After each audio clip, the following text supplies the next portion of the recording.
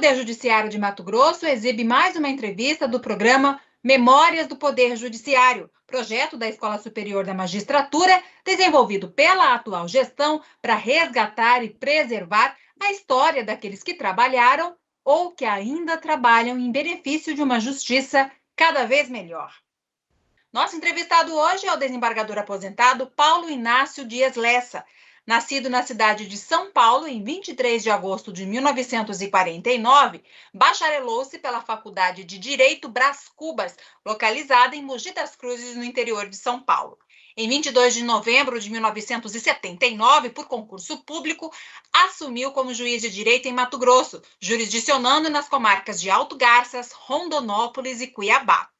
Ainda como juiz, ocupou os cargos de membro do Tribunal Regional Eleitoral na categoria de juiz de direito e também juiz supervisor dos juizados especiais de pequenas causas da capital e de Várzea Grande. Em agosto de 1992, por merecimento, tomou posse no cargo de desembargador, ocupando os cargos de Corregedor-Geral da Justiça no biênio 99-2001, ouvidor do Poder Judiciário com mandato de 2 anos, por designação do Conselho da Magistratura, e presidente do Conselho de Supervisão dos Juizados Especiais durante 4 mandatos. No TRE, foi presidente, vice-presidente e corregedor. Também ocupou o cargo de presidência na AMAN, a Associação Mato-Grossense dos Magistrados, entre 2005 e 2007. Como presidente do Tribunal de Justiça de Mato Grosso, entre 2007 e 2009, foi responsável, olha só, pela implantação da Central de Precatórios, da Coordenadoria de Controle Interno, das Varas de Violência Doméstica e Familiar, do Diário da Justiça Eletrônico, do Sistema de Desenvolvimento de Carreira e Remuneração dos Servidores e ainda da Escola dos Servidores. Pois é, ele tem muitas histórias para compartilhar conosco nesta data. Seja muito bem-vindo, desembargador Lessa. Obrigado, muito agradecido.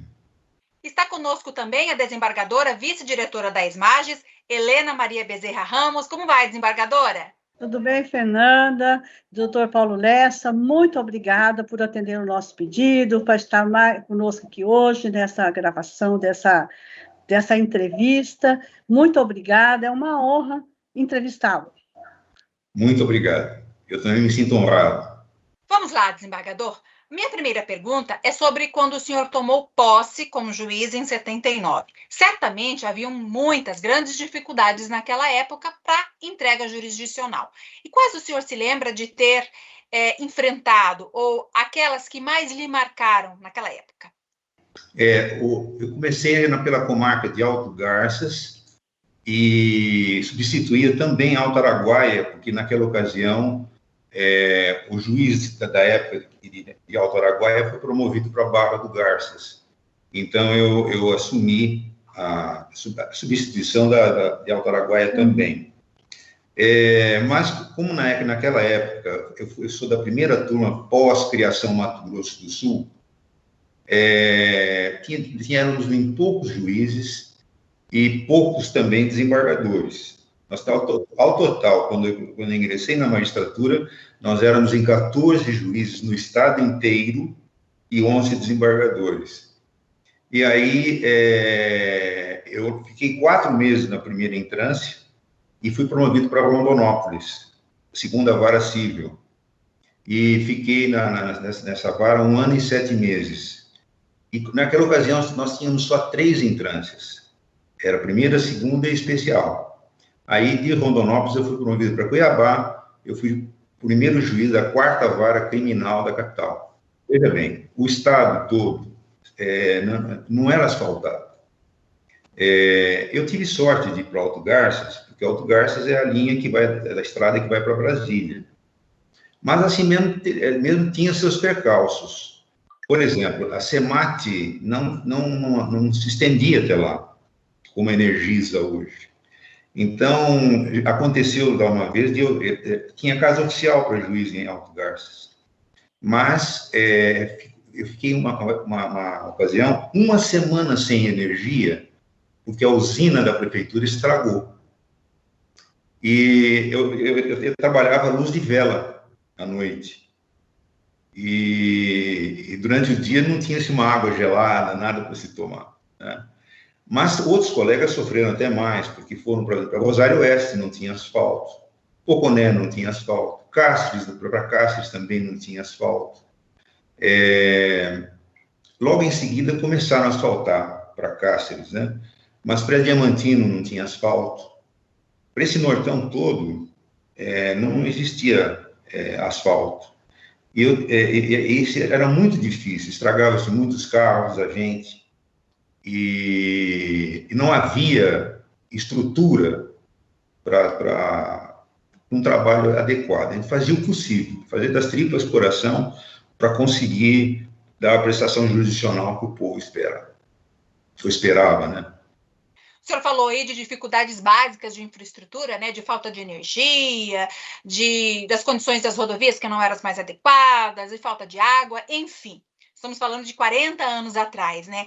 Então eu pergunto, era possível naquela época imaginar o judiciário que nós temos hoje?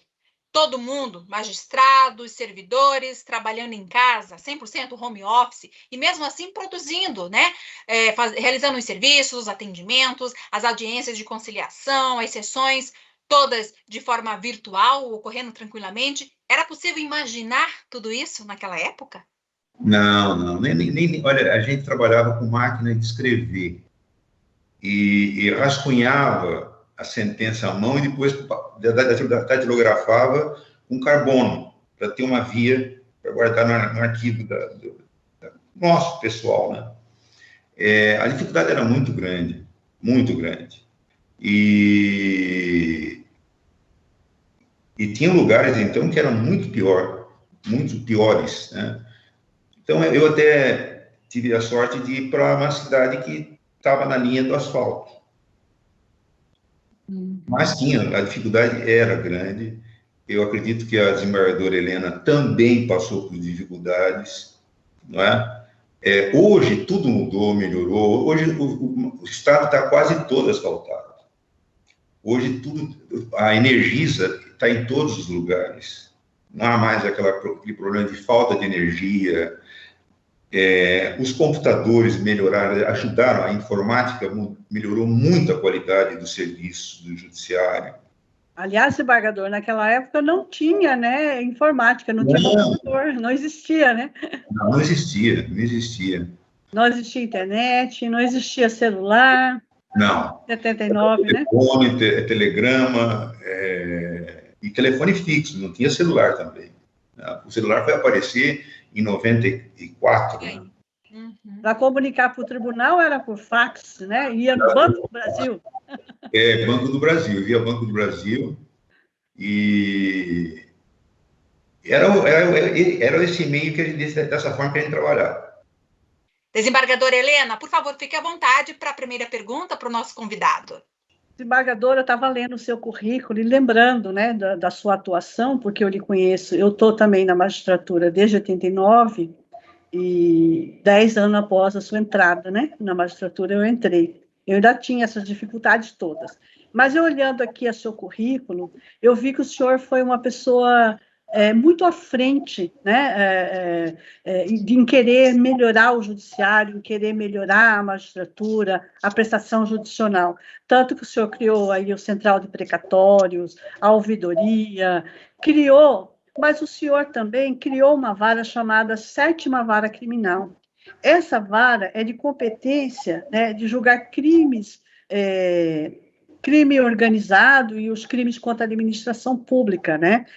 E esses crimes, eles são complexos, né? A apuração dele é muito dificultosa, né? É difícil o processamento dessas ações, porque são muita documentação para ser analisada, preciso de técnicos, contadores, economistas para saber entender aquelas planilhas, né? Então, precisa de uma equipe especializada, né? O que dificultava para o juiz comum da vara, e essas ações existiam no estado todo, eram dispersas por todo o estado, né? Em cada local, né?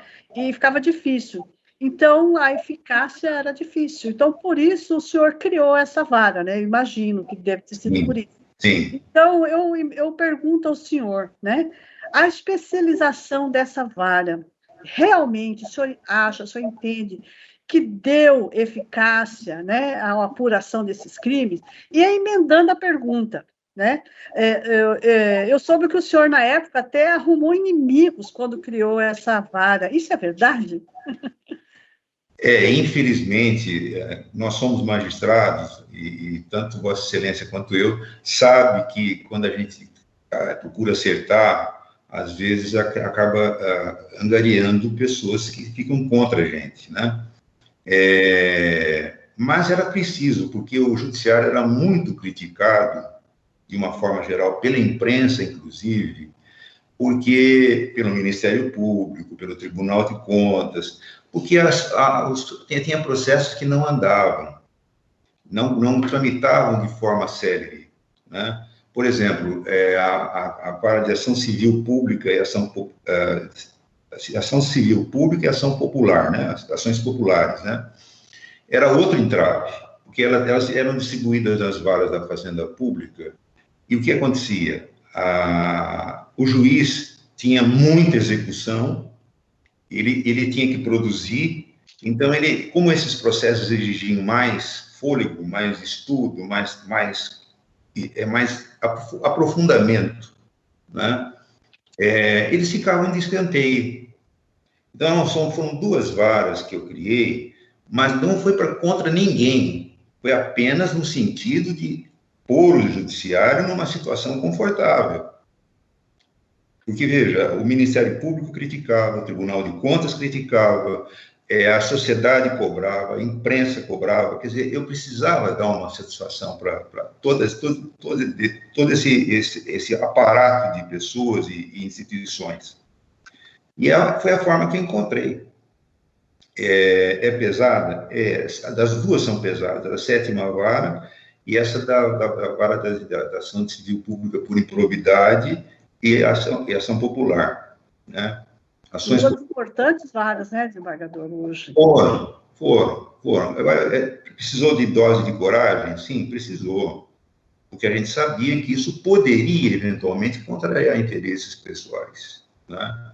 Mas a intenção não foi perseguir ninguém, foi apenas dar celeridade ao processo, né? Porque um processo ele pode ter um final satisfatório para um lado ou para o outro, não é? Eu acho que para quem está sendo processado também é vantagem que essas varas existam, porque quem é inocentado também se beneficia quando essas varas funcionam. Rapidamente já se chega a uma conclusão de que não deve nada, né? Exatamente. Quer dizer, não fica aquela espada no pescoço, né? Sem falar que a especialização ajuda muito, né? O juiz Sim. Que atua nessa vara, porque aí ele pode estudar mais esse assunto, não é isso, desembargador? Sim, se aprofundar mais, se especializar mais no assunto, né? Desembargador Lessa, foi o senhor, quando presidente, quem construiu o prédio que abriga a escola de servidores e também a escola da magistratura. O que levou o senhor a pensar, a construir e logo depois entregar efetivamente essas escolas, né? Eu tenho que ser justo e explicar de forma correta. Na realidade, eu não iniciei a construção, eu concluí a construção, né? E para mim era muito importante essa construção, porque ela abrigaria tanto a escola para servidores como a escola para os magistrados, a Escola Superior da Magistratura. E não tinha espaço lá dentro do tribunal para a gente abrigar essa obrigação, né? Por quê? A Escola Superior da Magistratura, ela aprimora os magistrados, promove cursos, promove aprimoramento, assim como os servidores também. E eu acho muito importante, eu sempre dei muito valor ao conhecimento. E uma forma de ter esse conhecimento é ter um lugar adequado, com conforto, com estrutura. Então, hoje tem as 2 escolas, elas estão funcionando assim maravilhosamente bem. Quando o senhor foi presidente, o senhor destacou que a responsabilidade da escolha é sempre do gestor, mas que para exercê-la é necessário que ele conte com um apoio, com um suporte para que os resultados esperados sejam também alcançados. Quando o senhor foi presidente do TJ, tinha noção de como era liderar uma equipe com cerca aí de pouco mais de 5.000 servidores e 300 magistrados. E aí eu já aproveito para emendar uma outra pergunta. Quais foram os principais desafios enfrentados naquela época, naquele biênio que o senhor era o chefe do judiciário, né? Veja bem, quando se está na direção de um poder do Estado, na realidade tinha mais de 5.000, tinham 5.280. Eu fiz um censo na época, para saber qual era o número exato e onde estavam essas pessoas, onde estavam lotadas, de que forma estavam lotadas, porque era uma questão de administração. Eu tinha que administrar o Poder Judiciário, né? Os desafios maiores, por exemplo, uma coisa que acontecia muito e que eu procurei dar atenção aos servidores, valorizar os servidores, porque os magistrados sempre foram valorizados. Todos os magistrados recebiam alguma parcela de pretéritos, de créditos pretéritos, e os servidores não haviam recebido até então. Então, eu procurei pegar uma parte do que era possível e ajudar também os servidores. Então, eu ajudava tanto os magistrados quanto os servidores. Então, isso eu acho que marcou muito, muito fundo, e eu trazia o servidor, porque o servidor satisfeito, ele produz melhor, ele tem satisfação em trabalhar contigo, né? E procurei sempre tratar todo mundo de forma igual, né? Desde daquela pessoa que está lá no mais humilde trabalho, às vezes terceirizado, até os colegas de magistratura, de tribunal, de primeiro grau, de tudo. Eu sempre procurei ser elegante e educado com todos eles. Então, eu não tive tanto desgaste como se eu não tivesse feito nada por eles. O senhor foi precursor do planejamento estratégico no Poder Judiciário de Mato Grosso e também inspirou o CNJ, o Conselho Nacional de Justiça, a abraçar uma proposta, digamos, mais ampla nessa área, nessa seara, né? Como é que se deu esse processo, o desenrolar de tudo isso naquela época? Olha, foram mais ou menos mais de 2 meses de trabalho, todos os dias, o dia todo. E eu contei com a ajuda de juiz, de outros servidores que tinham trabalhado comigo. Um deles, inclusive, o Afonso Maciel, me ajudou. Porque ele está até hoje no Poder Judiciário. Né? Tá. E é uma pessoa de uma capacidade incrível. Ele foi, antes de entrar no Poder Judiciário, ele foi executivo da Shell. Então, ele era engenheiro e formado em Direito também, e é formado em Direito também. E ele foi um dos braços direitos meus. Tinham outras pessoas que me ajudaram, que eu não me lembro agora, mas que era uma equipe de pessoas, com reunião e montagem de planejamento, e o principal ali era o conhecimento sobre planejamento estratégico, porque era o primeiro que o Judiciário estava enfrentando, né? Mas eu acredito que valeu, porque ajudou as outras gestões também. Eu sempre digo o seguinte: cada um que passa por lá, pela presidência, e que vai passar, vai pondo o seu tijolinho, vai ampliando a construção, a edificação do Poder Judiciário, né? Eu fiz o possível para conseguir atingir uma meta. E com o planejamento estratégico ficou bem mais fácil, porque a gente tinha em mente o que fazer, né? Eu já tomei as medidas assim, que eu tinha que tomar logo no início da gestão. Eu não perdi tempo, porque 2 anos passam muito rápido, né? Então, é preciso, assim, que se pense rápido e haja rápido. Uma coisa importante que eu fiz também, eu acho que você vai perguntar, inclusive, sobre isso, é a Central de Conciliação de Precatórios Requisitórios, que não foi uma ideia minha, eu copiei de Minas Gerais.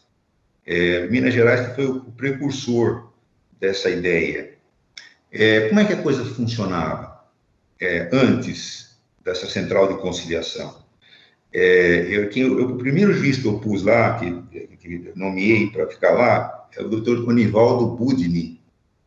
E o que ele fez? Ele começou a entrar em contato com a área financeira do executivo estadual e dos municipais, para que inserissem no orçamento, na lei orçamentária, uma verba destinada a pagar precatórios requisitórios. Porque as pessoas, veja bem, eles ganhavam uma demanda e não recebiam nunca. E quando não, e o pior disso é o atravessador. Empresários que chegavam, por exemplo, eu vou dar um exemplo só.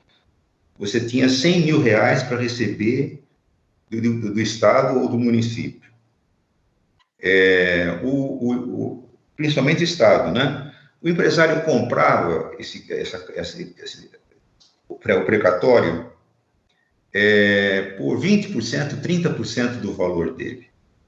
E depois ele jogava para pagamento de imposto o integral, os 100 mil reais.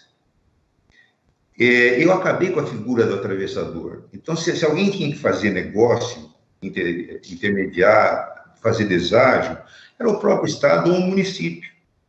Por exemplo, de 70, de 100 que ele pagasse 70, já era bem maior do que o atravessador. E o Estado não tinha prejuízo, o município também.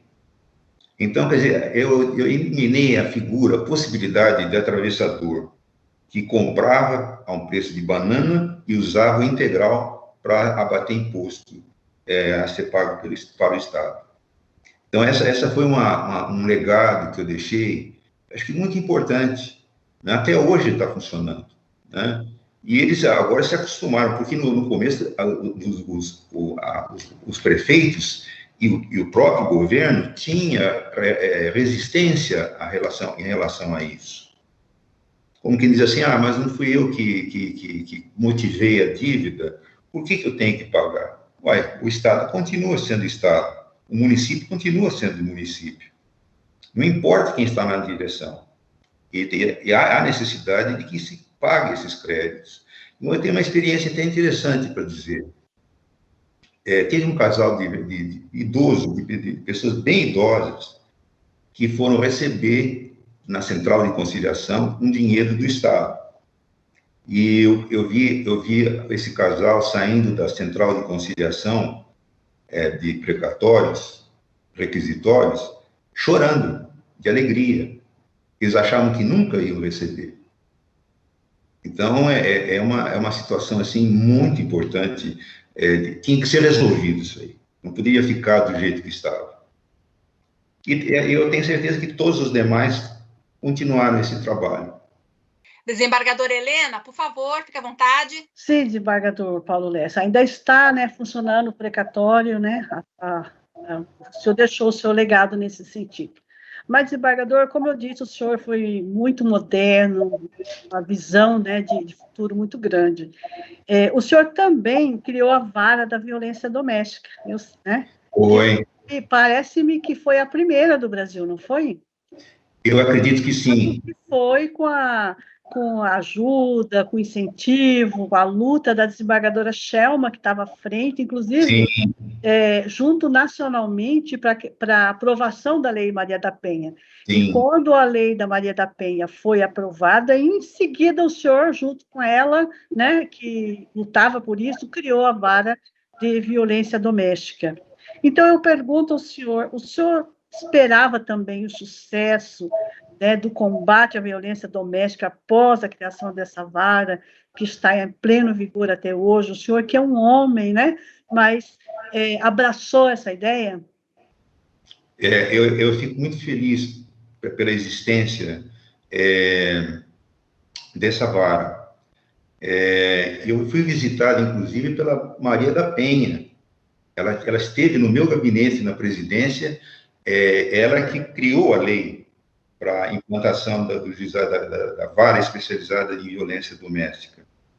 E a gente tem que levar em consideração que é uma cultura, e tem que se quebrar uma cultura existente há séculos, em que era muito normal o filho ver o pai bater na mãe.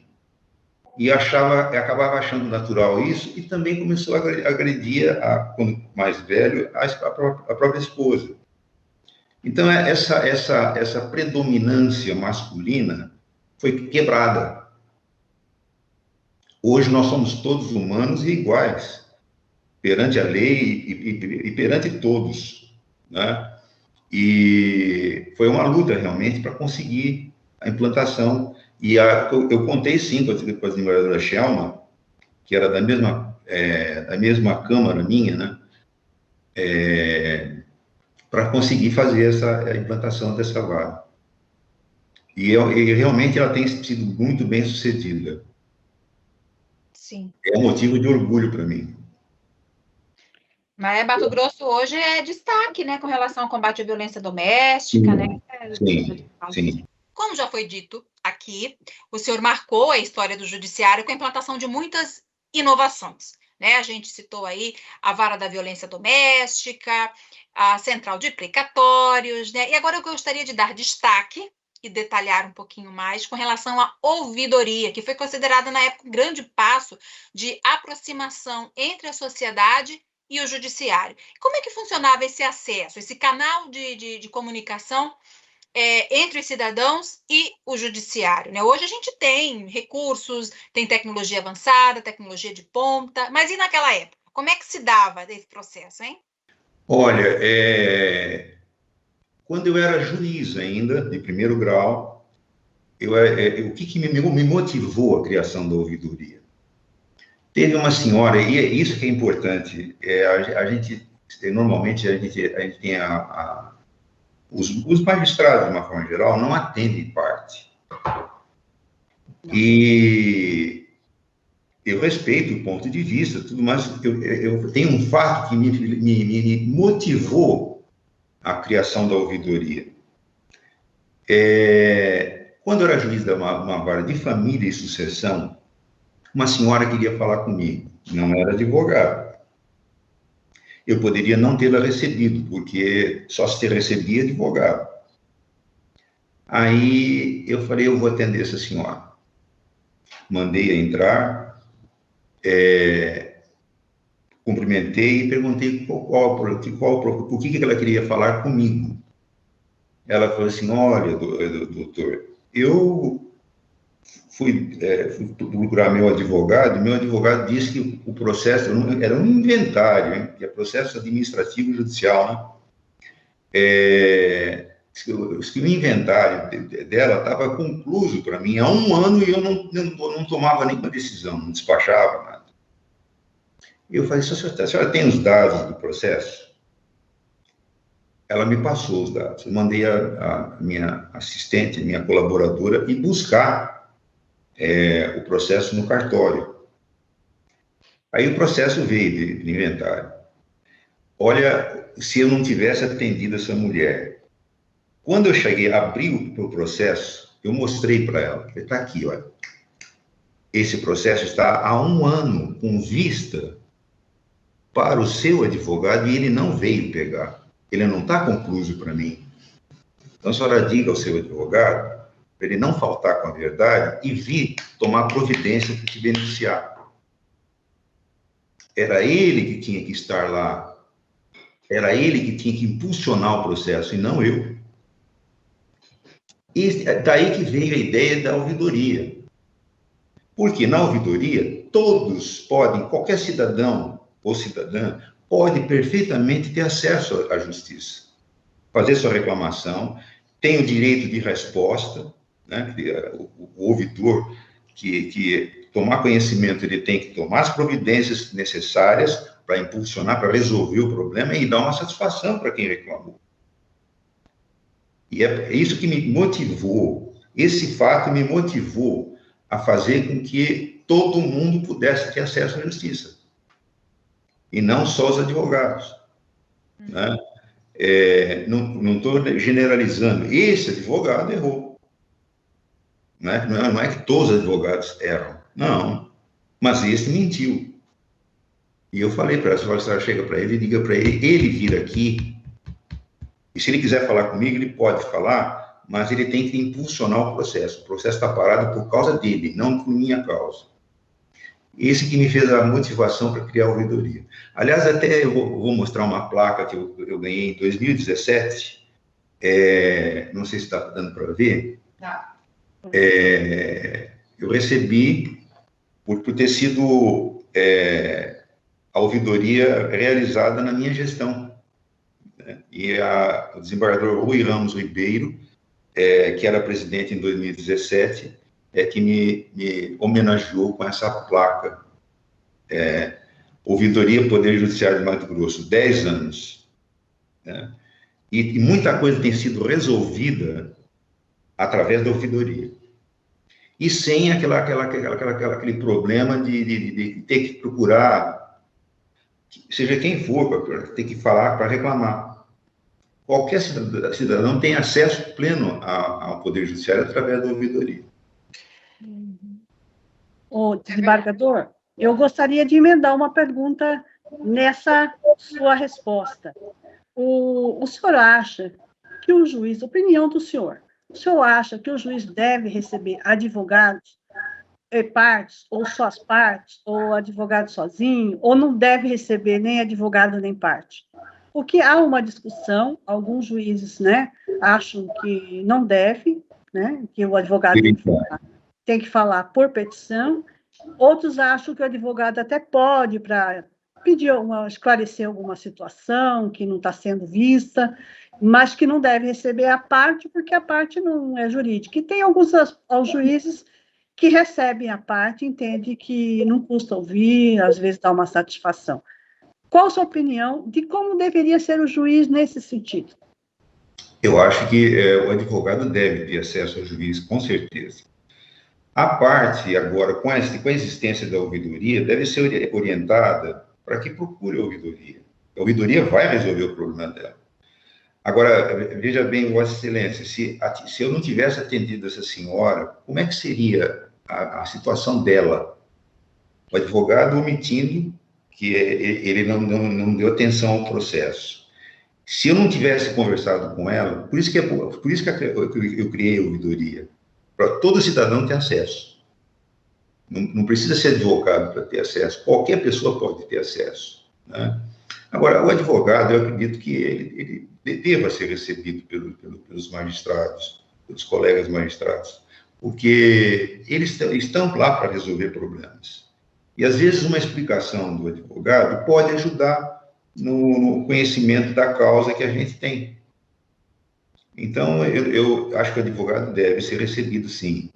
E, dependendo do caso, se a pessoa quiser fazer alguma reclamação, ela procure a ouvidoria. É por isso que eu criei a ouvidoria, para desafogar também que o juiz tenha que atender a parte.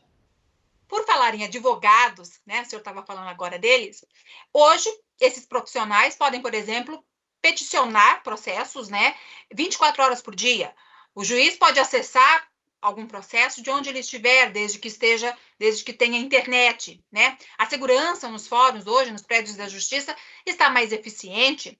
A gente percebe também ações mais céleres, né? Por conta do processo mais rápido interno. Enfim, são muitas mudanças, muitas inovações. Mas o senhor acredita que tipo de mudanças ainda precisariam acontecer dentro da justiça? Olha, todos os magistrados do estado de Mato Grosso, e acredito até daqui do país, eles estão empenhados em trabalhar.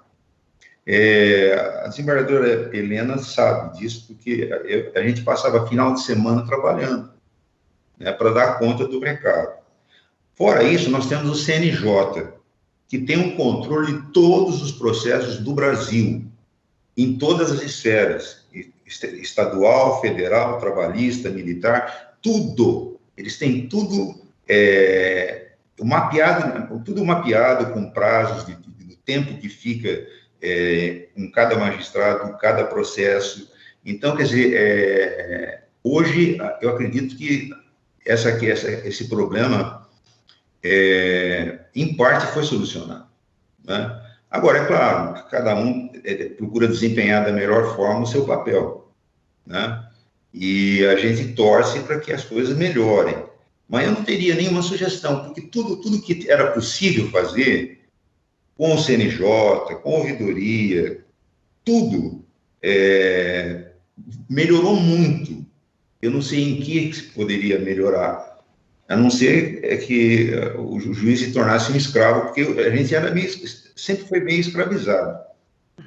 Trabalhava muito, né? E com bastante dificuldade. Eu acredito que com a existência desse controle do CNJ, com as ouvidorias, com tudo que foi feito até aqui, eu não teria, assim, como dar uma sugestão sobre o que poderia mais ser feito, né? É o que eu disse, cada presidente, cada pessoa que já passou e os que virão pela frente, cada um vai pôr um tijolo a mais na construção do Poder Judiciário. Tá certo. Desembargadora Helena, por favor, a sua última pergunta para o nosso convidado, que a gente já está caminhando para o fim. Muito bem, desembargador. Está sendo ótimo. Desembargador, o senhor sabe que somos seres humanos, né? Temos dificuldades, também deparamos com muitas mazelas, né, no judiciário, como juízes, mazelas com crianças, né, como questões de estupro, mulheres que apanham, vítimas de homicídio. Nós tratamos muito com essas mazelas humanas, que, de certa forma, elas nos afetam também como seres humanos, né? Então, nós precisamos, em razão até de casos bárbaros, né? Eu, em Cáceres, por exemplo, era juíza criminal, uma criança, uma menina de 3 meses foi estuprada. Né? Como você aceitar isso e tratar o réu do mesmo jeito que trata outros réus, né? Então, isso mexe muito conosco, como pessoas, como pais, como irmãos, como filhos, né? Então, mexe com a nossa psique. Então, o que eu estou querendo dizer para o senhor é o seguinte: além de que também o senhor mesmo já falou aí, a gente trabalha muito, né? Nós afastamos muito da família por trabalhar, passar dia e noite trabalhando, né? O juiz precisa de uma válvula de escape? O juiz precisa de um hobby para enfrentar tudo isso? Como, por exemplo, o senhor, que eu sei que faz aula de canto, aliás, o senhor canta muito bem. Obrigado. E anda de moto, né? O senhor anda de moto. Eu pergunto, porque sei que o senhor, né, faz isso, o juiz precisa desse hobby, precisa dessa válvula de escape para enfrentar os problemas que nós enfrentamos, resolvendo problemas dos outros, para não assimilá-los? Absolutamente, corretamente. Eu sou a favor de que haja, até, se for o caso, uma reciclagem com psicólogo periódica, de ano em ano, um mês ou 2, para aliviar essa tensão, né? E o juiz é um ser humano. E como todo ser humano, ele precisa ter esse acalanto dentro dele, né? Um hobby é muito, muito útil, muito bom, né? Ajuda muito, né? Além de cantar, ainda estudo piano. Olha aí. Eu estudo, eu tenho aula de canto e aula de piano. E me ajuda muito. Também, está certo que hoje eu estou aposentado, estou mais tranquilo, estou inativo, né? Quer dizer, eu estou ativo só naquilo que eu gosto, que eu curto, né? Que são esses hobbies. Mas que o senhor sempre os teve mesmo antes, né? Sim. Eu lembro de ter ouvido o senhor cantar lá no tribunal, né? Mas já faz tempo, né? Tem um tempinho. Faz muito tempo. Mas eu gosto de cantar, gosto muito de cantar. Então, o senhor incentiva o juiz a ter um hobby, uma válvula de escape para enfrentar os problemas do dia a dia. Seja tocando, cantando, andando de moto, fazendo trilha. Exato, exatamente. Como todo ser humano, né? Ele precisa se distrair, se abastecer emocionalmente, né? E um hobby é o que mais pode ajudar na missão do juiz. senhor falou aí, digamos, daquelas atividades voltadas para saúde, para higiene mental, que faz bem para o lado pessoal do juiz, né? Até para ele poder trabalhar melhor. Mas aí eu aproveito para perguntar para o senhor, se eu fosse um juiz de carreira, início de carreira, começando na minha profissão, que conselhos o senhor me daria, já que o senhor tem larga experiência? Eu gostaria de ouvir essas dicas, esses conselhos, se eu fosse um juiz no início de carreira, com certeza, por favor. Em primeiro lugar, ter consideração humana com todos. Ser humilde. É muito importante a humildade para o juiz. Tratar bem as pessoas e se dedicar ao máximo, se entregar de corpo e alma à carreira que ele abraçou. Porque eu tenho certeza que tanto eu como a desembargadora Helena agimos dessa forma. E é por isso que nós chegamos ao topo da carreira, chegamos a desembargadores, né? Hoje eu estou aposentado, mas não deixei de ser desembargador. E ela também já lutou muito, trabalhou muito, cresceu e é desembargadora. Daqui logo mais vai ser presidente do tribunal também. E eu torço por isso, pode ter certeza. Desembargador Lessa, o legado é algo que geralmente está diretamente relacionado com tudo aquilo que foi construído ao longo da vida de alguém. E que depois vai acabar inspirando outras pessoas a seguir o mesmo exemplo, enfim. E aí eu pergunto, então, qual foi o maior legado que o senhor acredita que deixou para o judiciário mato-grossense, para o judiciário brasileiro, né?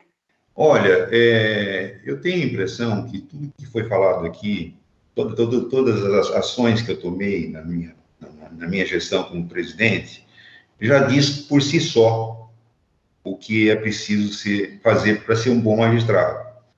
E é o que a gente espera dos juízes, dos colegas do tribunal, é o que a gente espera da presidência do tribunal, que a preocupação não seja de ufanação pessoal, mas de servir a sociedade.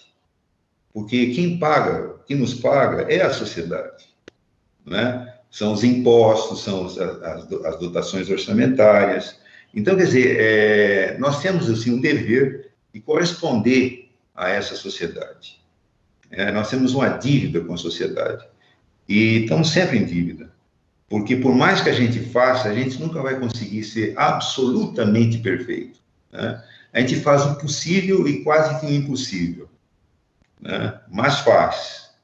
E o que a gente espera de um juiz que inicia a carreira agora é essa de dedicação, né? Essa demonstração de afeto ao ser humano e, ao mesmo tempo, a humildade e tratamento, desde servidor mais humilde até os colegas do tribunal, de tudo. Quer dizer, o juiz deve ter um comportamento exemplar, porque ele representa o Poder Judiciário na comarca onde ele está. Desembargadora Helena, nós estamos agora caminhando para o fim do nosso programa. Eu queria deixar a palavra com a senhora para fazer algum questionamento, alguma observação, algum comentário, enfim, e já pedir, por gentileza, que a senhora faça as suas considerações finais, viu? Por favor. Sim, desembargador Paulo Lessa, eu agradeço imensamente a sua entrevista, as suas respostas. Eu vi aqui um homem brilhante, um homem que dedicou a sua vida à magistratura, que deixou um legado muito grande. Até hoje nós temos aí o precatório, nós temos aí a ouvidoria, a vara da violência doméstica, a vara da ação civil pública, nós temos o SDCR também, né, que foi na sua época, nós temos os planejamentos estratégicos. Quanta coisa foi criada e melhorada no judiciário, né, para melhorar a prestação judicional.